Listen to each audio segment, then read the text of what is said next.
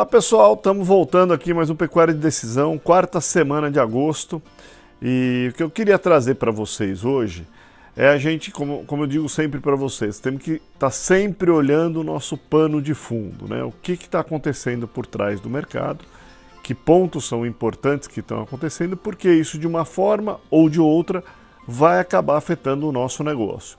Então, recentemente, eu já acusei para vocês o aumento do protecionismo, né, nos vídeos anteriores, como é que esse cenário vinha sendo percebido pelos empresários, e vamos dar uma repassadinha nesta questão de como é que esse cenário está sendo percebido pela economia global e o que está acontecendo com a economia brasileira também através do espiral que esse protecionismo e a redução do comércio mundial causa às economias. Então, o primeiro ponto que a gente pode já perceber é que já há uma desaceleração no comércio global. O comércio global entre as economias já está se desacelerando, principalmente por esse efeito protecionista causado pelas medidas, em grande parte, dos Estados Unidos em relação ao mundo.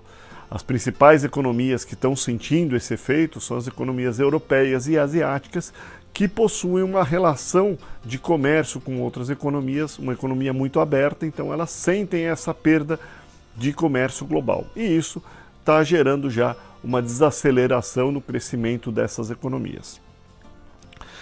Esses impactos também devem, de alguma forma, os Estados Unidos, mesmo ele que está sendo beneficiado por esses impactos de crescimento, o impacto desse protecionismo está influenciando com algum crescimento no curto prazo dos Estados Unidos, ele também vai sentir no médio prazo. Quer dizer, no curto prazo ele tem efeitos de exportação, são anunciados de aumento de exportação, de crescimento e atração de indústrias se deslocando para aquele local.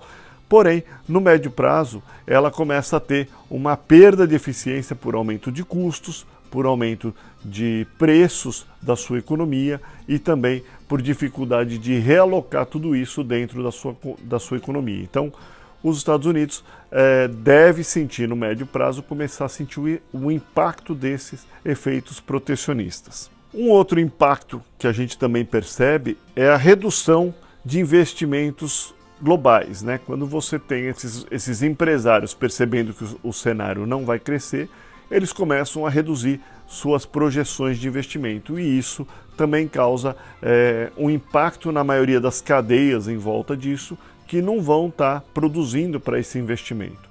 Então isso é importante a gente começar a observar. Outro impacto recente que também assustou o mercado foi as tensões maiores em relação à Turquia, com uma eventual possibilidade de default ou de falta de não conseguir pagar as suas contas.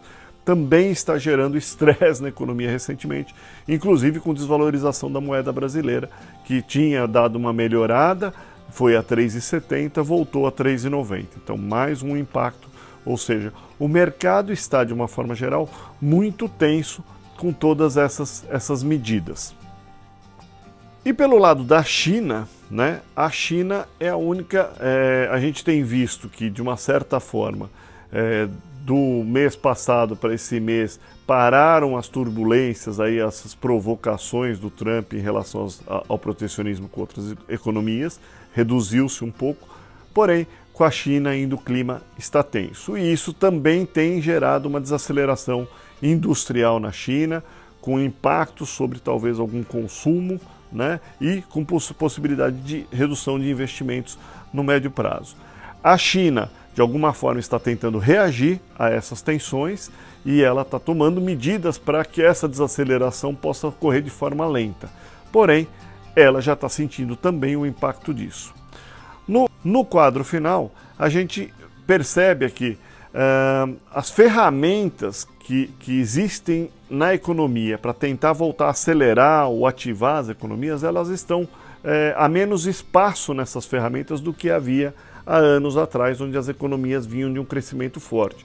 Então hoje há menos espaço para essas economias globais tomarem medidas de aceleração. Então isso faz com que o crescimento, a desaceleração aí na frente, não consigamos imputar ferramentas que acelerem demais, que consigam reverter esse quadro de forma fácil.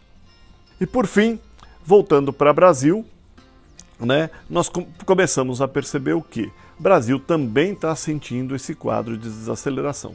O varejo tem segurado o repasse de preços para o consumidor, ele tem aguentado um pouco essas pressões de preço que vieram através de dólar, aumento do petróleo, fretes, o frete devido à greve dos caminhoneiros, o varejo tem aguentado. Porém, normalmente essas pressões que ocorrem no atacado costumam demorar 3 meses aí para chegarem no varejo, o varejo tem que repassar. Então nós acreditamos que agora, no segundo semestre, vão começar a aparecer pressões mais inflacionárias chegando ao consumidor.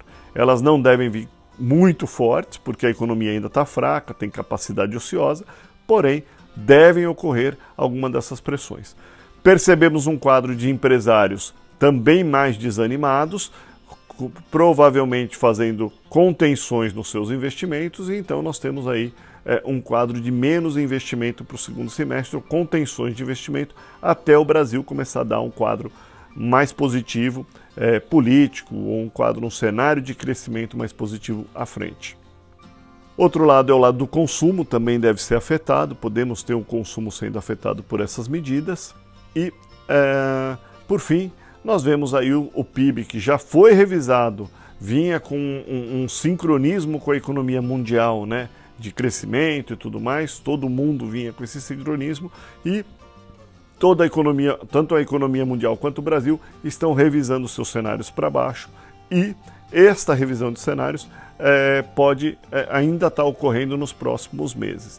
Então isso não é um quadro muito bom em termos de consumo ou em termos de demanda para fechar o nosso pano de fundo da pecuária, né? O pano de fundo que nós teremos em desafio. Eu já comentei com vocês a questão do consumo, né?